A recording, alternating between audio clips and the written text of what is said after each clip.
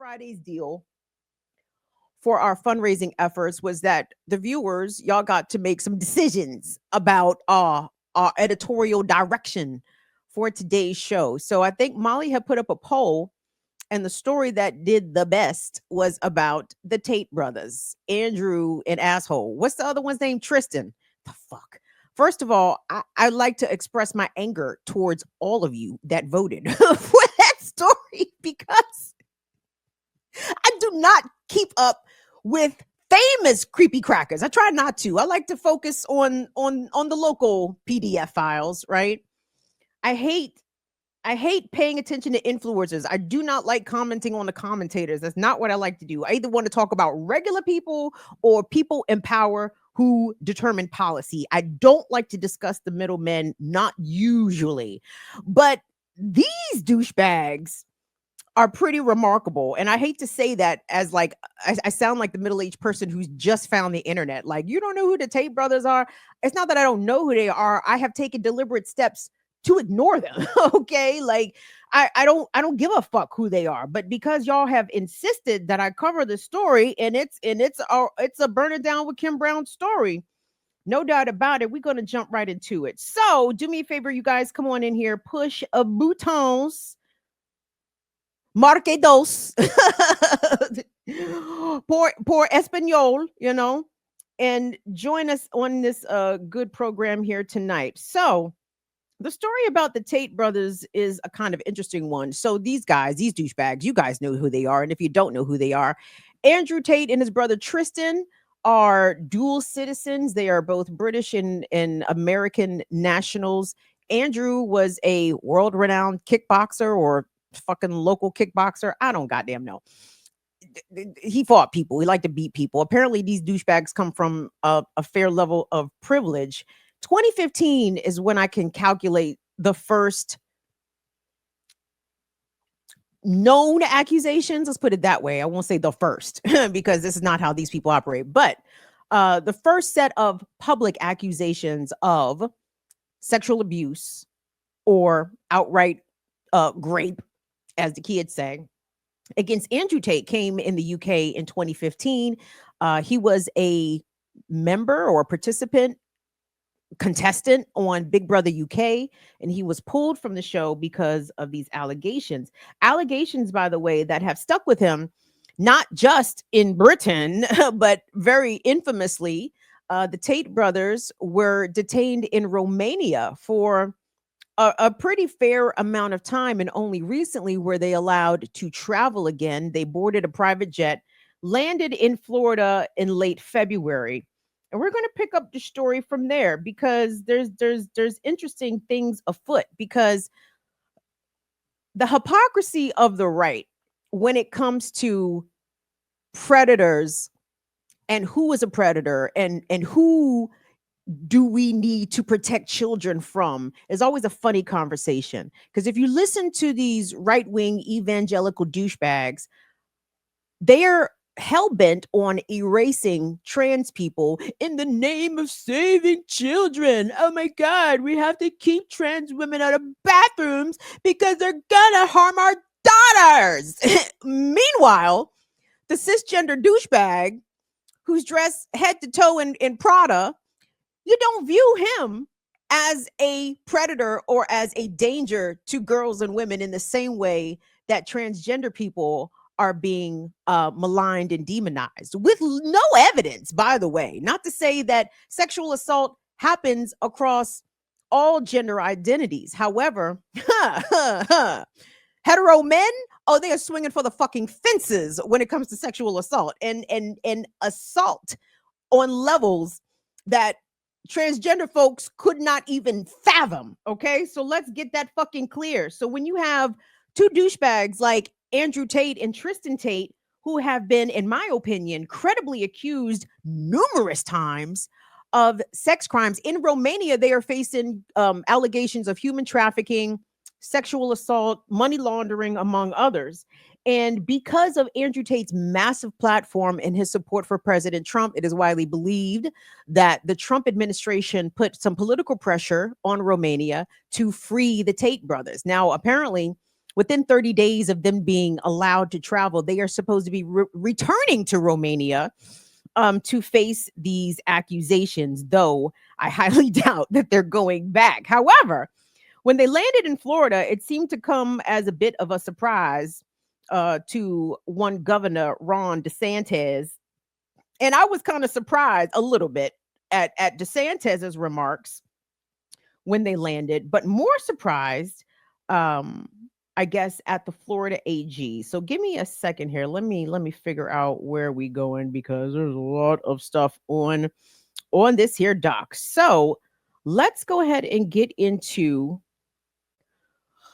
the comments from the Florida Attorney General, who confirms that there is a criminal investigation open now in Florida against the Tate brothers. Florida also has very repressive laws on the books against trans and LGBTQ people. I just wanted to put those two of those things out here. So, Will, let's go ahead and listen to what the Republican Attorney General from Florida has to say concerning this criminal, be clear, criminal investigation now open in the state against the Tate brothers. Let's take a listen. Yeah, look, these guys have themselves publicly admitted to participating in what very much appears to be soliciting, trafficking, preying upon women around the world. Many of these victims coming forward, some of them minors, people can spin or defend however they want. But in Florida, this type of behavior is viewed as atrocious. We're not going to accept it. They chose to come here and set their feet down in this state and work through every tool we have within our legal authority to hold them accountable. So we are in the process today. We have secured and executed subpoenas and warrants, and we're going to continue to move forward with full force of law. This is an ongoing criminal investigation, and we're going to use every tool we have to ensure that justice is served. You've opened a criminal investigation? There is an active criminal investigation, yes. Do you believe that can you give me any details of what? I can't comment on a pending investigation, but what I can tell you is if these guys did criminal activity here in Florida, we will go after them with the full force of law and hold them accountable. So the statements there from the Florida Attorney General confirming that there is a criminal investigation open. And Andrew Tate, again, y'all, I know the name. I know Nick Fuentes. I know all these douchebags' name, but I can't force myself to consume this content because, it makes you want to hold it underwater until it stops moving, right? Andrew Tate, however, since arriving back stateside, has been doing the rounds on the podcasts, right? And it was impossible for me to search for clips about him without stumbling across Candace Owens clips. You guys, I do not ever, ever, never in history ever watch anything that Candace Owens has to say. But I couldn't avoid these clips because they kept popping up in my search. And apparently he was on her program. And I guess after appearing on her program, her viewers must have brought it to her attention about these many rape accusations. And of course, when you have a self-hating woman, a woman who has internalized misogyny, who is always going to throw on a cape for especially men of her political ilk, she was sounding like the goofball I always imagined her to be. And the excuse that she raised when it came to why would you platform a fucking rapist, alleged rapist on your platform? Her excuse was, oh, well, he hasn't been convicted of anything. There's no convictions. She went on to reference the 4 credible accusations coming out of the UK. What's the name of the barrister? It's the Crown Prosecutor Service, the CPS. The Crown Prosecutor, when Andrew Tate was initially accused of rape, I believe in 2015, 4 women had came forward to make accusations, and the prosecutors declined to press charges. And Candace Owens used that to justify why it was acceptable for her to have a proud hater of women and someone who has been credibly accused by multiple women of assault and human trafficking. Her excuse is there's been no convictions, there's been no charges. So obviously he's not guilty. And this is where I depart from this plane of so-called reality, because prosecution in the criminal justice system, be it in the United States or in the UK, wherever white men are at the top of the social hierarchy, whenever wealthy white men are even at a higher point of that social hierarchy, really at the apex, justice is fungible. If you got the money, the influence, and the connections, an investigation may or may not happen. A prosecution may or may not go forward. When you're talking about moneyed white men, the rules are different. And trust me, lack of prosecution does not equal innocent. It means they weren't charged. It doesn't mean they didn't do it. And as prevalent as rape and sexual assault are globally, right? We know a small fraction of actual sexual assaults are ever reported. A fraction. Okay. So what does that tell us? That tells me, anyway, we have a literal world full of abusers walking around free simply because there was no outcry about their abuse. It doesn't mean they didn't fucking do the shit. And only a fucking goofball bitch would sit up there and say some shit like that and platform and happily welcome a misogynist and a credibly accused rapist onto their platform as a welcome guest. And to throw and to make an even finer point on it, I've said this a lot. A successful predator, meaning a predator who is able to have multiple victims, will have multiple victims, right? One predator can harm an innumerable amount of victims, right? And it appears as though this could be the case for this person, for the Tate brothers. And tragically, this kind of manospheric on HGH, this manosphere on extra testosterone, on the steroids, manosphere on roids, has been able to permeate the political sphere and the political dialogue, right? Trump himself is an outgrowth of the manosphere. And the fact that Andrew Tate is a Trump supporter shouldn't surprise anybody. The fact that Trump would use his influence to also assist an accused sexual abuser shouldn't surprise anybody, because birds of a feather fucking flock together. They look out for each other. That's part of the reason why predators are usually so successful, because they help each other out, right? They give each other cover. And Trump supporting Tate and all of these policies surrounding the stripping away of women's bodily autonomy in America, the anti-trans bills in America, the laws, the anti-gay laws in America, the attempts to roll back gay marriage and interracial marriage at the Supreme Court level. These are in part issues that have come out of the manosphere over the past 10 years. And it is really frightening to know that persons like Andrew Tate and fucking Matt Walsh and all these goddamn douchebags are literally invited guests of the US president, of the Speaker of the House.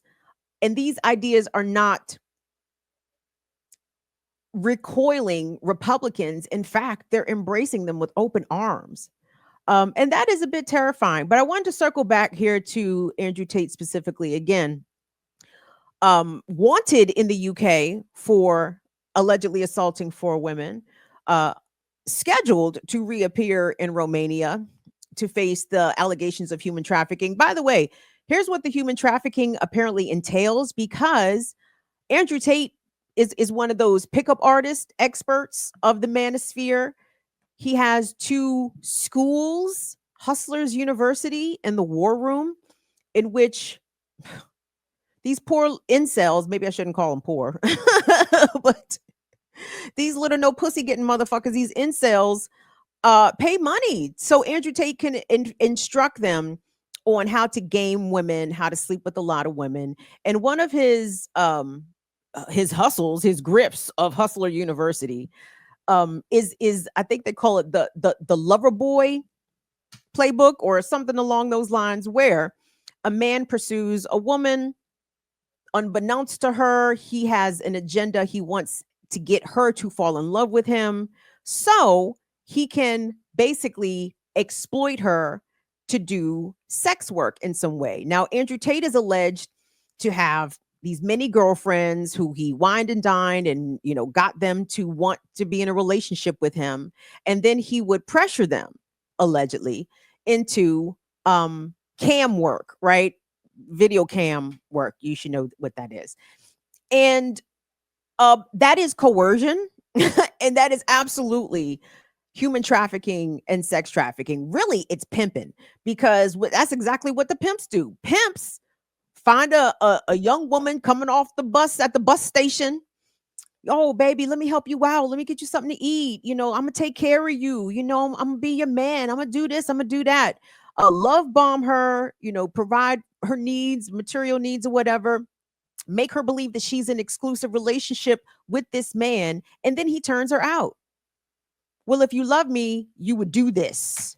You would sell yourself for money because we need to eat. You know what I'm saying? We got bills, and that is absolutely a form of human trafficking, of sex trafficking. And that's partially what Andrew Tate is accused of doing. But in addition to his own alleged heinous acts, and again, I'm you guys understand, I'm being very deliberate when I say accused and alleged. For the record, in my opinion, he did all that shit. Okay, all of it, everything that he's accused of, he did. And I'm gonna tell you why. In my opinion, again, I got a journalism my words here, because everybody ain't lying. That's my take. The rules of ratios make it so. Okay, the rules of math make it so. If this man has 25 accusers, everybody ain't lying. Everybody don't want to check. Some people indeed want justice, whatever the fuck that looks like. If it's a deplatforming, if it's jail, I don't know, but everybody ain't lying. Let me put that there. Andrew Tate's rhetoric, however, the manosphere rhetoric at large, very dangerous. Trans people at large, very not dangerous. Trans people themselves, a very small part of the population, an even smaller fraction of crimes committed, especially crimes committed against women, girls, and children. Okay. But when it comes to the rhetoric of the manosphere, this misogynistic, man on top, alpha male, beta male, whatever the phraseology is, it has real life consequences. It actually inspires real men in the world to violence. And in the UK, a person who was known as the crossbow killer, and you can very easily deduce why he is called the crossbow killer, was sentenced in connection with, I believe, 3 murders. But plot twist, guess who the crossbow killer had in his earbuds when he decided to take 3 lives? Well, I'm sorry, I know I skipped over video. Can we go to that video next, please? Can we play that one? Thank you. Killer Carl Clifford watched Andrew Tate videos before murdering his ex-partner, her sister, and her mother, a court's been told. The 26-year-old's been found guilty of raping Louise Hunt on the day he murdered her. 4 women who've accused Tate of rape, claims he denies, have said it's a wake-up call for social media companies to remove Tate from their platforms. They've also called it a warning to take violence against women seriously. Prosecutors said the violent misogyny promoted by Andrew Tate fueled Clifford's attacks. That clip from ITV. And yeah, the crossbow killer, before killing his ex-partner, her sister, and her mom, is that what it was? Before killing 3 women, was streaming and listening to Andrew Tate programming, listening to his show, his content. For what? For inspiration? Was it kind of like listening to Eye of the Tiger before you go on a run? Like he was looking for that juice to that what the kids say to put the battery pack in his back. That's what he was listening to go take the lives of 3 women. He's been sentenced to multiple consecutive life terms without the ability for, I think they call it over in the UK, early release considerations. Yeah, this crossbow killer is going to be in jail for a while. But that's an Andrew Tate acolyte. That's who Andrew Tate inspires, right? And all of the manosphere. And I happen to be watching TMZ today. Judge, judge away, judge away. They had on the show 2 Texas legislators. Maybe I'll talk about this on Friday. They had on the show these 2 Texas legislators who have proposed a bill in Texas making it so that trans people have to identify on state ID and state documents. They have to identify with their gender assigned at birth.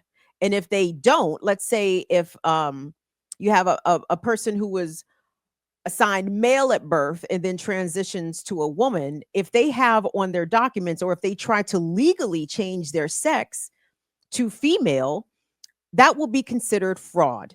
And in Texas, these 2 legislators want to make this a felony. Okay. And this douchebag on TMZ, he started listing off the instances in which trans folks have been accused of sexual assault. There was an instance in Northern Virginia in Loudoun County, maybe 2 years ago, where a student, a born male, but who identified themselves as trans, was accused of sexual assault of one girl at one high school. And then the student was just reassigned to a different high school where they allegedly assaulted another young woman in the bathroom. And because this predatory student said they were trans, it was seized upon by the right, and using this one person as justification for all of the hate and all of the targeting of trans folks in either school settings or in otherwise public policy, right? And it's like, and the douchebag from on TMZ, the Texas legislator, kept saying, we have to protect our daughters, we have to protect our daughters, we have to protect our girls.